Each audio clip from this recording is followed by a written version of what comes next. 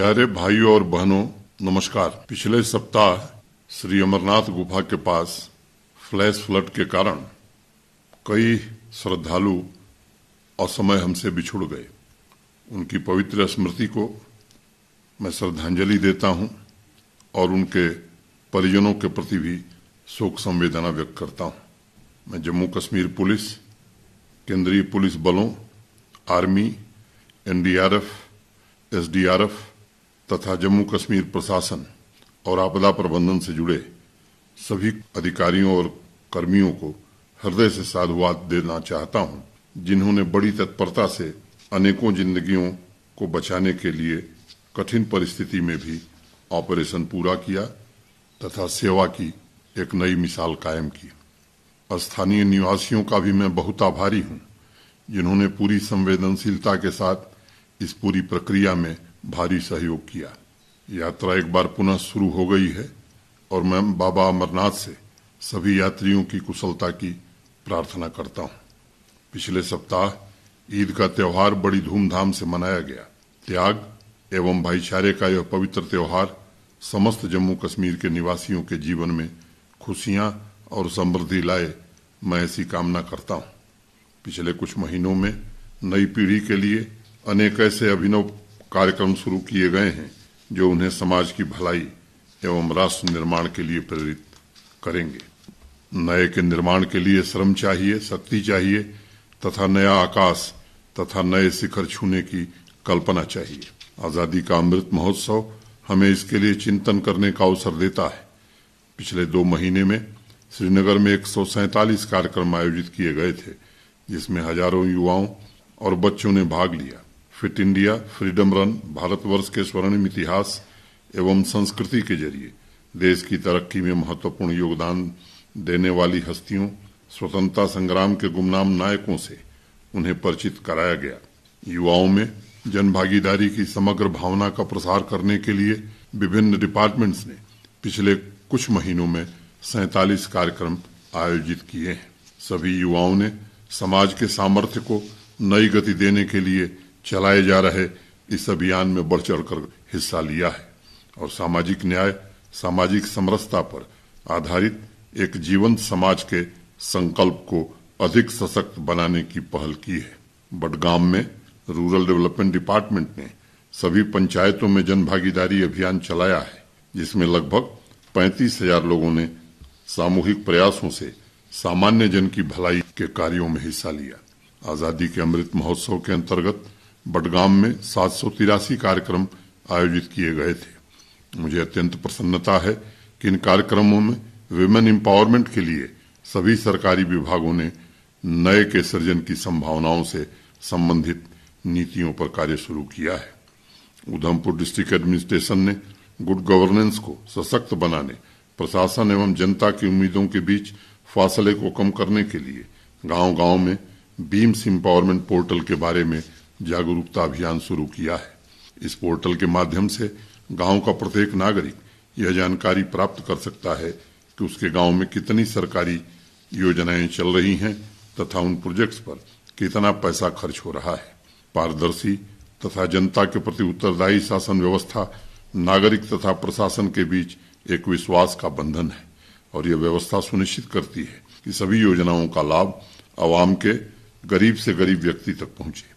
उधमपुर के सभी प्रशासनिक अधिकारियों तथा नागरिकों को इस पहल के लिए बहुत बहुत शुभकामनाएं। किश्तवाड़ जिले में पिछले 2 महीने में जनभागीदारी के 280 इवेंट आयोजित किए गए हैं। इस अभियान में कुल मिलाकर 8400 लोगों ने भाग लिया था।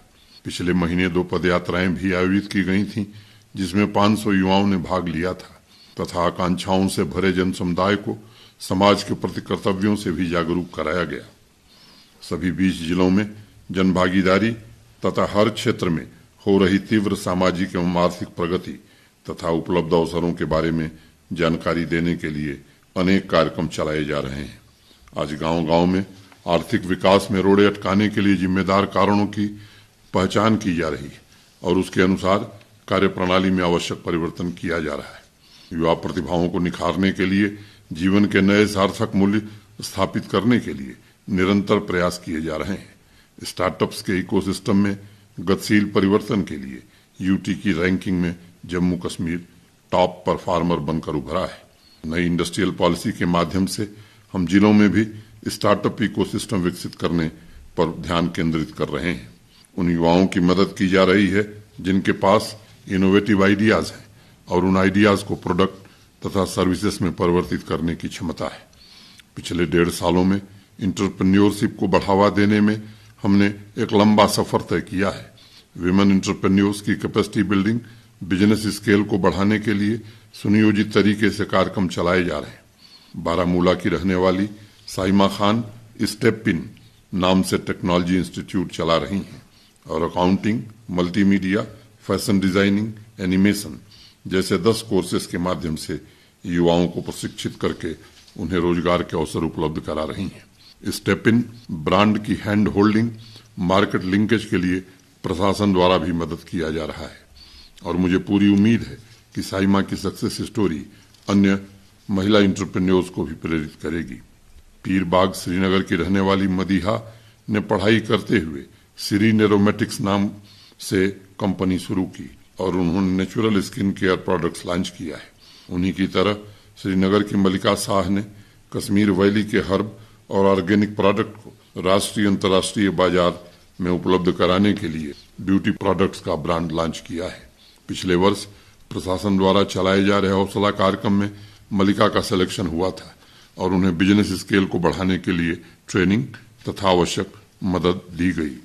बक्सीनगर जम्मू की रहने वाली गीतिका कोहली सॉफ्ट स्किल ट्रेनिंग के लिए इंस्टीट्यूट चला रही हैं। चूंकि कंटेंट डेवलपमेंट तथा कॉरपोरेट मर्चेंडाइज में काम करने वाली कंपनियों की संख्या पिछले कुछ वर्षों में काफी बढ़ी है, इसलिए गीतिका के इंस्टीट्यूट को नई ऊंचाई पर ले जाने के लिए तमाम अवसर उपलब्ध है। हौसला कार्यक्रम के द्वारा उन्हें बिजनेस स्केल को बढ़ाने की ट्रेनिंग तथा मार्केटिंग नेटवर्क को डेवलप करने का अवसर प्रदान किया गया है।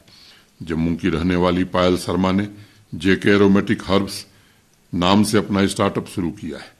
वेस्ट टू वेल्थ आइडिया पर आधारित उनका स्टार्टअप नेचुरल, केमिकल फ्री तथा ऑर्गेनिक प्रोडक्ट्स बना रहा है।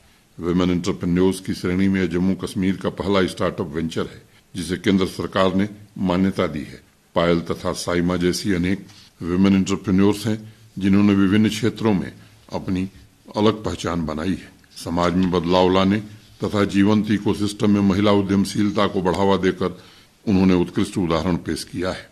आजादी के अमृत कालखंड में सशक्त और समर्थ जम्मू कश्मीर के निर्माण में उनके योगदान की मैं सराहना करता हूं और सामाजिक सीमाओं को तोड़ने से लेकर आत्मनिर्भर यूटी के निर्माण का मार्ग प्रशस्त करने के लिए उनका आभार भी व्यक्त करता हूं।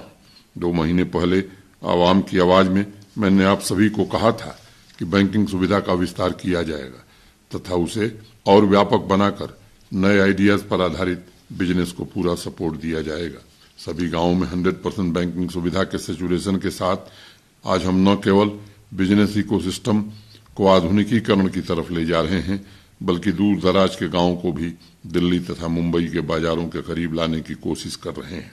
एंटरप्रेन्योरशिप का अभियान जम्मू कश्मीर के सामाजिक आर्थिक विकास के प्रयासों में एक बहुत ही महत्वपूर्ण कदम है और मैं सभी आकांक्षी युवाओं को भरोसा देता हूं कि इस अभियान में प्रशासन पूरी तरह से आपका सहयोग करेगा। आइए हम मिलकर जम्मू कश्मीर के उद्यमशीलता के इतिहास में एक सुनहरे अध्याय का शुभारंभ करें। पिछले कुछ दिनों में असमय बारिश तथा फ्लैश फ्लड की वजह से सड़क, बिजली तथा पानी के संचालन में काफी मुश्किलात का सामना करना पड़ा था। मैं बिजली विभाग, सड़क निर्माण तथा जल शक्ति के कर्मचारियों को धन्यवाद देना चाहता हूं जिन्होंने विपरीत परिस्थितियों में भी पूरी शिद्दत से आवाम की खिदमत की और बुनियादी व्यवस्था सभी आम नागरिकों को उपलब्ध हो सके इसके लिए भरसक प्रयास किया। मैं बारामूला के वाटर हीरोज मोहम्मद रमजान वानी, अब्दुल अहद रेसी, मुश्ताक अहमद दार, रियाज अहमद मीर, अशरफ वानी तथा अब्दुल हमीद तांत्रे को भी हृदय से बधाई देना चाहूंगा जिन्होंने फ्लैश फ्लड के बावजूद 25 गांवों में पानी की आपूर्ति सुनिश्चित की। प्रशासन के ऐसे बहुत से अधिकारी कर्मचारी हैं जो दिन रात आवाम की सेवा के संकल्पों के साथ काम कर रहे हैं। वह जमीन पर प्रतिदिन अग्नि परीक्षा से गुजर रहे हैं। मैं सेवा के प्रति उनके समर्पण, परंपरा, मूल्यों तथा आदर्शों के साथ किए जा रहे कार्यों के लिए साधुवाद देना चाहूंगा। जम्मू से शंकरसन शर्मा ने अग्निवीर भर्ती परीक्षा की तैयारी कर युवाओं के लिए कोचिंग शुरू करने के संबंध में मुझे एक पत्र भेजा है। शंकरसन ने लिखा है कि जम्मू कश्मीर के युवाओं ने राष्ट्र सेवा के इस महत्वपूर्ण अवसर के लिए कमर कसकर ट्रेनिंग शुरू कर दी है। अगर सभी जिलों में पुलिस आला अधिकारी महीने में कुछ घंटे उन्हें गाइड करें तो तैयारी कर रहे युवाओं को सही दिशा निर्देशन प्राप्त हो सकेगा। शंकरसन ने अपने पत्र में आगे लिखा है कि बहुत से ऐसे प्लेग्राउंड हैं जहां जिलों तथा ब्लॉक में तैनात पुलिस फोर्स के गेम्स वगैरह आयोजित किए जाते हैं। भविष्य के अग्निवीरों के फिजिकल ट्रेनिंग के लिए ऐसी जगहों के उपयोग की छूट मिलनी चाहिए। जम्मू से ही आकर्षित शर्मा ने अग्निवीरों के सुरक्षित भविष्य के लिए कुछ सुझाव भेजे हैं। आकर्षित ने लिखा है कि प्राइवेट कंपनीज, एनजीओ इत्यादि संस्थाओं को भविष्य में अग्निवीरों के रिक्रूटमेंट के लिए एक पॉलिसी बनाकर अभी से पब्लिक कर देना चाहिए। उन्होंने प्रशासन से इस संबंध में आवश्यक इंटरवेंशन की अपील की है ताकि ज्यादा से ज्यादा युवाओं को इस योजना के माध्यम से देश की सेवा के लिए प्रेरित किया जा सके। शंकरसन तथा आकर्षित, आपके सुझावों के लिए बहुत बहुत धन्यवाद। मुझे आपके सुझावों को पढ़कर अत्यंत प्रसन्नता हुई है। मैं कहना चाहता हूं कि जम्मू कश्मीर पुलिस में अग्निवीरों के लिए 10% का आरक्षण हम तत्काल लागू करेंगे। शंकरसन ने जो सुझाव दिया है उस पर पुलिस के आला अधिकारियों को तुरंत कार्रवाई का निर्देश दिया जाएगा। नौजवानों के करियर में सहायता के लिए मिशन यूथ तथा जम्मू डिस्ट्रिक्ट एडमिनिस्ट्रेशन मिलकर सभी जिलों में सुनियोजित कार्यक्रम भी चला रहा है। हमारी कोशिश है कि सभी जिलों में आर्मी, अर्धसैनिक बलों तथा अन्य प्रतियोगी परीक्षाओं की तैयारी कर रहे नौजवान लड़के लड़कियों को सुविधाएं मुहैया कराई जाएं ताकि समावेशी विकास के संकल्प के साथ उनके सपनों को हकीकत में बदलने की कोशिश हो सके। मैं मिशन यूथ तथा डिस्ट्रिक्ट एडमिनिस्ट्रेशन को भी अवश्य निर्देश दूंगा कि अग्निवीर की तैयारी कर रहे सभी युवाओं को इन कार्यक्रमों के जरिए आवश्यक सुविधाएं उपलब्ध कराई जाए। आकर्षित के सुझावों पर भी आवश्यक कार्रवाई हो, ये सुनिश्चित किया जाएगा। श्रीनगर से सैयद एजाज तथा बारामूला से आकिब तांत्रे ने कम्युनिटी पुलिसिंग को प्रमोट करने के विषय में सुझाव भेजा है। उन्होंने लिखा है कि लोकल पुलिस, मोहल्ला कमेटी, यूथ क्लब, मस्जिद कमेटी, एनजीओ तथा रेजिडेंशियल वेलफेयर ग्रुप इकट्ठा होकर सिविल डिफेंस यूनिट के तौर पर काम कर सकते हैं। एजाज और आकिब ने लिखा है कि लोकल पुलिस तथा अच्छी खासी संख्या में स्थानीय संस्थाओं का इंटरेक्शन न सिर्फ सुरक्षा व्यवस्था को चाक चौबंद बनाएगा बल्कि यह एक ऐसा मजबूत प्लेटफॉर्म बनकर उभर सकता है जिसके द्वारा कल्चरल, एजुकेशनल तथा डेवलपमेंट से संबंधित विषयों पर लगातार चर्चा हो सकेगी और ज्वलंत मुद्दों जैसे ड्रग अब्यूज की चुनौतियों से लड़ने में मदद मिलेगी। एजाज तथा आकिब को मैं उनके पत्र के लिए बहुत बहुत धन्यवाद देना चाहता हूं। पहले से ही हमने थाना दिवस की व्यवस्था की है और लगभग हर अर्बन वार्ड तथा पंचायतों में यूथ क्लब की स्थापना हुई है और ये सभी क्लब जनता तथा प्रशासन के बीच ब्रिज की तरह काम कर सकते हैं। इसी प्रकार Jammu Kashmir police civic action programme के जरिए लगातार आम नागरिकों से सीधा संवाद स्थापित कर रही है। मेरा हमेशा से ये मानना है कि नई संस्थाएं खड़ा करने के बजाय जो मौजूदा संस्थाएं हैं उनमें बेहतर सामंजस्य हो तथा सिनर्जी के द्वारा विभिन्न लक्ष्यों को प्राप्त करने के लिए मिलजुल कर प्रयास किए जाएं।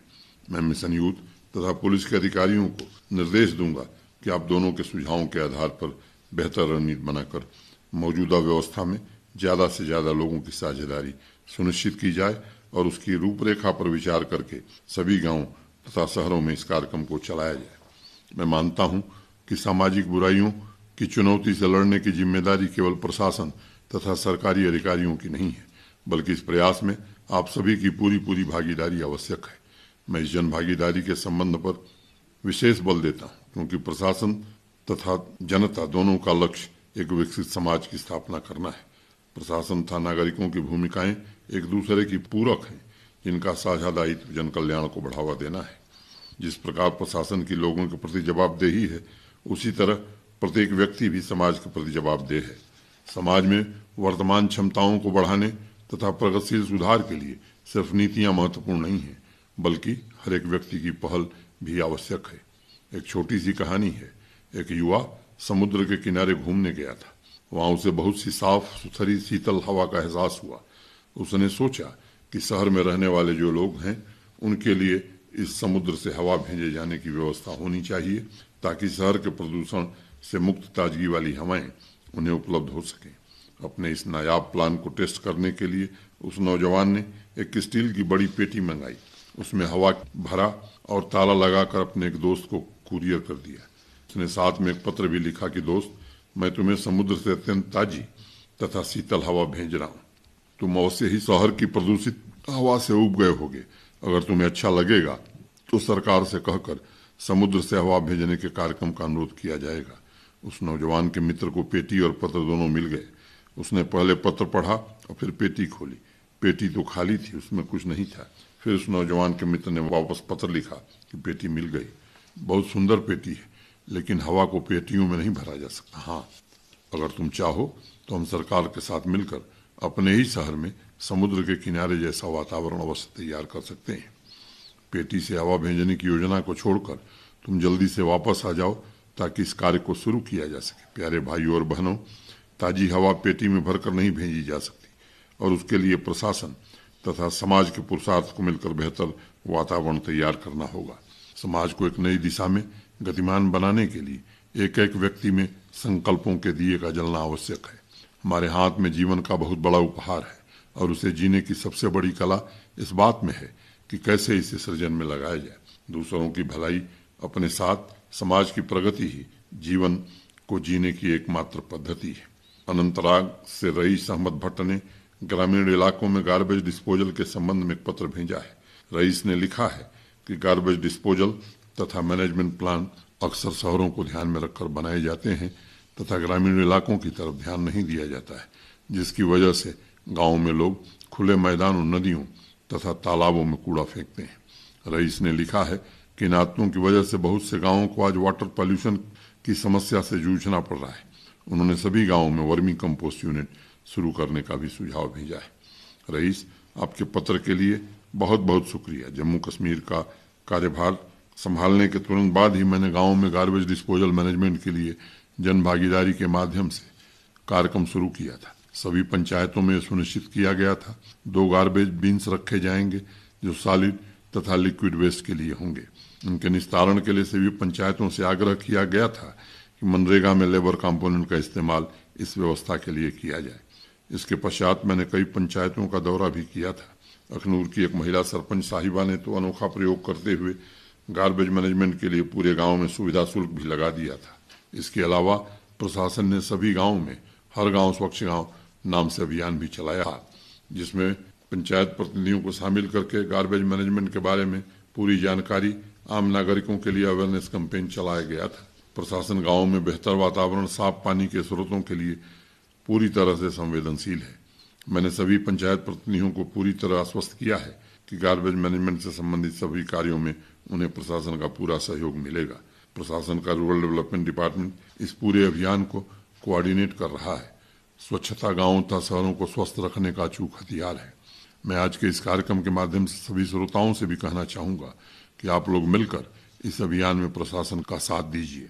जहां तक सभी गांवों में वर्मी कंपोस्ट यूनिट का सुझाव है, मैं उस पर रूरल डेवलपमेंट डिपार्टमेंट को आवश्यक कार्रवाई का निर्देश जरूर दूंगा। बडगाम से मुश्ताक अहमद वानी ने वाटर बॉडीज के रिवाइवल से संबंधित एक पत्र भेजा है। मुश्ताक लिखते हैं कि सभी पंचायत में वाटर बॉडीज के रिवाइवल एवं लैंडस्केपिंग के लिए सरपंच तथा पंच लोगों को एम्पावर किया जाए। मुश्ताक, आपके पत्र के लिए बहुत बहुत शुक्रिया। वाटर बॉडीज को स्वच्छ रखने के लिए रूरल डेवलपमेंट डिपार्टमेंट, चुने हुए जनप्रतिनिधि तथा डिस्ट्रिक्ट एडमिनिस्ट्रेशन मिलकर काम कर रहे हैं। अभी पिछले महीने मैंने आवाम की आवाज कार्यक्रम में कई जिलों में इस अभियान के तहत किए गए कार्यों की चर्चा की थी। सरपंच तथा पंच इन कार्यों के लिए पूरी तरह से एम्पावर्ड है। मुझे अनेक जिलों से सूचनाएं मिली हैं कि वहां के सरपंच तथा पंच साहबान ने दशकों से निष्क्रिय पड़ी वाटर बॉडीज को रिवाइव करने का काम किया है। कई ऐसे प्रबुद्ध नागरिक भी हैं जिन्होंने बिना प्रशासन के सहयोग के अपने अपने इलाके में वाटर बॉडीज को पुनर्जीवित कर दिया है। सभी पुरानी वाटर बॉडीज का रिवाइवल हो, उसके लैंडस्केपिंग की व्यवस्था हो, इसके लिए भी रूरल डेवलपमेंट डिपार्टमेंट की तरफ से सहयोग दिया जाएगा। सभी पंचायतों में पानी समिति भी बनी है ताकि जल के स्रोतों का सही तरीके से संरक्षण भी हो। इसके अलावा आज़ादी के अमृत महोत्सव के अंतर्गत जम्मू कश्मीर में 1500 अमृत सरोवरों का निर्माण तथा रिजोल्यूशन किया जाएगा। यानी हर जिले में कम से कम 75 वाटर बॉडीज का निर्माण तथा पुनरुद्धार होगा। जो नए अमृत सरोवर बनाए जा रहे हैं उसमें इस बात का ध्यान रखा जा रहा है कि उनका निर्माण कम से कम 1 एकड़ जमीन पर किया जाए तथा उसकी वाटर होल्डिंग कैपेसिटी कम से कम 10,000 क्यूबिक मीटर हो। इस कार्य की देखरेख के लिए एक कमेटी बनी हुई है जिसमें जल शक्ति, PWD, forest, rural development, revenue, culture department तथा डिप्टी कमिश्नर्स को मेंबर बनाया गया है। मानसून को ध्यान में रखते हुए हर एरिया में कार्य शुरू किया गया है और मुझे उम्मीद है कि आने वाले अगस्त महीने तक सभी अमृत सरोवरों का कार्य पूरा हो जाएगा। हमारी परंपरा एवं संस्कृति में पानी पवित्रता तथा जीवन का प्रतीक है, इसलिए आज भी हमारे मन में नदियों और झीलों के साथ एक अलग तरह का तालमेल है। पानी का गुणधर्म जीवन ऊर्जा का पोषण है, इसलिए झीलों, नदियों, तालाबों की साफ सफाई को मैं सबसे बड़ा तीर्थ मानता हूँ। किश्तवाड़ से हकीम सिंह जी ने मुझे एक पत्र भेजा है। उन्होंने लिखा है कि जम्मू कश्मीर प्रशासन को सभी शिक्षण संस्थाओं में एक स्पेशल सेल बनाना चाहिए जिसके माध्यम से सभी गांव वालों को सरकारी योजनाओं की जानकारी दी जा सके। हकीम सिंह जी ने इस स्पेशल सेल को सीधे एडमिनिस्ट्रेशन से जोड़ने की भी बात कही है ताकि जन कल्याण के सभी कार्यक्रमों का सही तरीके से क्रियान्वयन भी हो और स्पेशल सेल द्वारा उसका ऑडिट भी कराया जा सके। हकीम सिंह जी, आपके पत्र के लिए बहुत बहुत धन्यवाद। पिछले 2 सालों से सरकार की सभी कल्याणकारी योजनाओं की जानकारी पहुंचाने के लिए मास मीडिया के अनेक माध्यमों का इस्तेमाल किया जा रहा है। उसका परिणाम है कि आज लगभग सभी योजनाओं का 100% सैचुरेशन हो गया है। इस कार्यक्रम में हमने चुने हुए जनप्रतिनिधियों की भी मदद ली है और डोर टू डोर सर्वे कराकर लाभार्थियों को स्कीम में शामिल किया गया है। यहाँ तक कि शिक्षण संस्थाओं में जिन बच्चों ने किसी कारणवश पढ़ाई छोड़ दी थी उन्हें भी सर्वे के माध्यम से तलाश करके वापस स्कूल ज्वाइन कराने के लिए प्रेरित किया गया है। इसी साल जून जुलाई में मात्र एक जिले कठुआ में 1.5 लाख बच्चों का सर्वे किया गया था और जिन 4,657 बच्चों ने किसी कारण से स्कूल छोड़ दिया था उन्हें पुनः नजदीक के स्कूल में दाखिल कराया गया। यूथ क्लब भी किसी कारणवश छूट गए लाभार्थियों तक कल्याणकारी योजनाओं की मदद पहुंचाने का प्रयास कर रहे हैं और उन्हें डिप्टी कमिश्नर्स ऑफिस से सीधे संवाद स्थापित करने की व्यवस्था बनाई गई है। अगर आवश्यकता पड़ी तो भविष्य में इस अभियान में शिक्षकों की भी मदद ली जाए, इसकी व्यवस्था कराई जाएगी। किसी भी क्षेत्र की बुनियादी शक्ति तभी उभर कर सामने आ सकती है जब केंद्र, राज्य या यूटी प्रशासन द्वारा दिए जा रहे पैसे तथा अन्य लाभ सीधे लाभार्थी तक पहुंचे। जम्मू कश्मीर के प्रत्येक नागरिक को मैं प्रगति तथा विकास का इंजन मानता हूँ। विकास हमेशा व्यक्तिगत होता है, लेकिन एक एक व्यक्ति की तरक्की से सामूहिक रूपांतरण की प्रक्रिया शुरू होती है। प्रत्येक मीटिंग्स में मैं इस बात पर बल देता हूँ कि सभी योजनाओं का 100% सैचुरेशन हो ताकि हर एक व्यक्ति कौशल संपन्न, प्रवीण तथा साधन संपन्न बन सके। इस बात में कोई शक नहीं है कि जिस जिले, जिस क्षेत्र में सर्विस डिलीवरी, जन कल्याण कार्यक्रमों की व्यवस्था सुदृढ़ होगी वह किसी भी वातावरण में अपने को बेहतर तरीके से समायोजित करके सामाजिक तथा आर्थिक बदलाव के नए युग में प्रवेश कर सकेंगे। प्रशासन के लिए परिवर्तन एवं कार्यक्रमों की निरंतरता एक चुनौती है, लेकिन अगर प्रत्येक नागरिक सजग हो तो बड़ी से बड़ी चुनौतियों से भी आसानी से निपटा जा सकता है। गांदरबल से शेख मिनहाज ने यूथ इंगेजमेंट से संबंधित एक सुझाव भेजा है। उन्होंने लिखा है कि टेलीविजन पर आने वाले टैलेंट हंट के प्रोग्राम की तरह जम्मू कश्मीर आर्ट एवं कल्चर अकेडमी के माध्यम से यूटी के युवाओं के लिए विभिन्न सांस्कृतिक विधाओं में कंपटीशन आयोजित किए जा सकते। टैलेंट हंट के लिए सभी जिलों तथा कॉलेज से युवाओं को इकट्ठा करके उन्हें एक ऐसा प्लेटफॉर्म प्रोवाइड कराया जा सकता है जिसके जरिए उनकी प्रतिभा को राष्ट्रीय स्तर पर भी पहचान मिल सकती है। शेख साहब ने लिखा है कि टेलीविजन पर आने वाले बहुत से कार्यक्रमों में उम्र सीमा 25 वर्ष निर्धारित है, इसलिए यूटी स्तर पर होने वाले टैलेंट हंट के प्रोग्राम में उम्र सीमा भी बढ़ाई जानी चाहिए। शेख मिनहाज, आपके सुझावों के लिए बहुत बहुत शुक्रिया। आज़ादी के अमृत महोत्सव में हर जिलों में टैलेंट हंट के कार्यक्रम चले हैं। आपका सुझाव उत्तम है और मैं आर्ट एवं कल्चर अकेडमी को अवश्य निर्देश दूंगा कि सभी जिलों के विजेताओं के लिए यूटी स्तर पर एक कार्यक्रम आयोजित किया जाए और उनमें से टॉप 3 टैलेंटेड युवाओं का चयन करके उन्हें राष्ट्रीय स्तर पर अपनी प्रतिभा दिखाने के लिए उचित अवसर मुहैया कराया जाए। जम्मू से उमंग शर्मा ने सभी स्कूलों में वैदिक मैथमेटिक्स की पढ़ाई शुरू करने के संबंध में कुछ सुझाव भेजे हैं।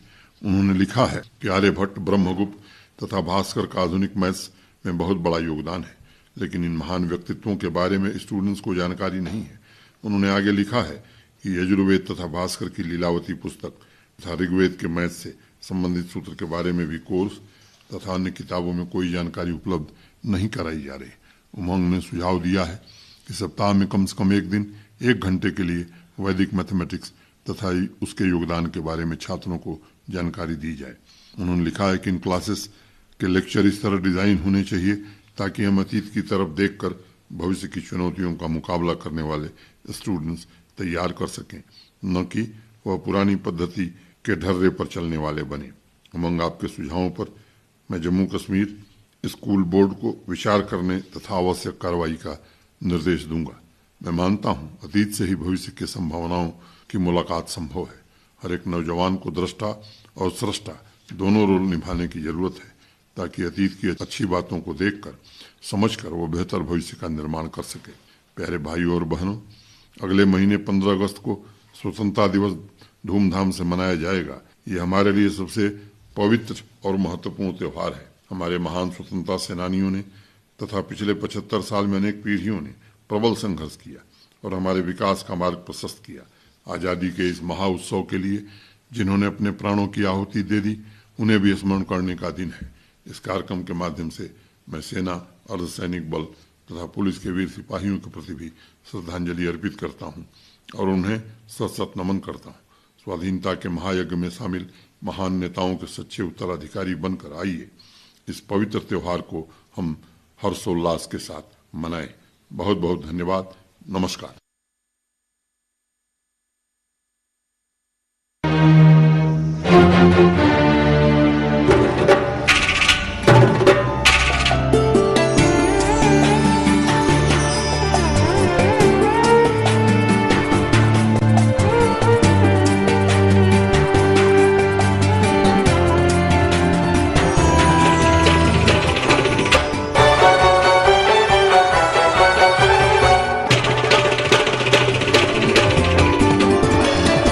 आप देख रहे हैं डीडी कश्मीर, एहसास कश्मीर का।